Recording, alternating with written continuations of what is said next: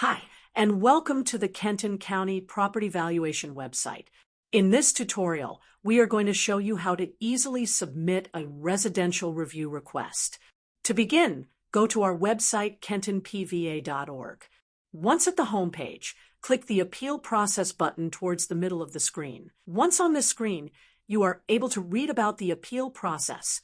There are also helpful links, including a link to Sales Search and a supporting documentation list. Once you have read about the process and have all the information you need, you can scroll towards the bottom of the page and click the link that says Residential Review Request. Once on the form, you are able to fill out the fields.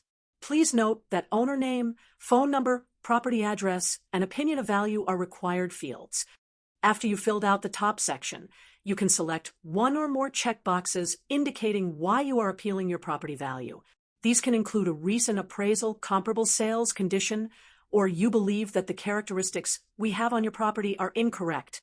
Next, you can fill out the bottom section of fields, which include the characteristics of your home. Estimates for the year built and square footage are okay. The next step is to upload supporting documentation. To do this, click the Choose Documents button. This will bring up the File Explorer on your computer. Navigate to the folder where your documents are located and then click Open. In order to select multiple files, hold the Control key on a Windows computer or Command key on Apple products.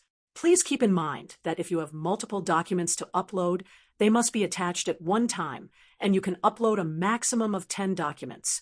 The uploaded documents will display in green, so you can verify they have been successfully attached to the form.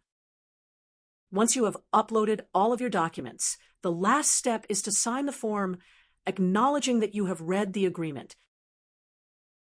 Congratulations! You have successfully submitted a review request. If you have listed an email on the form, make sure to check it frequently, as this will be the main form of communication going forward. Thank you.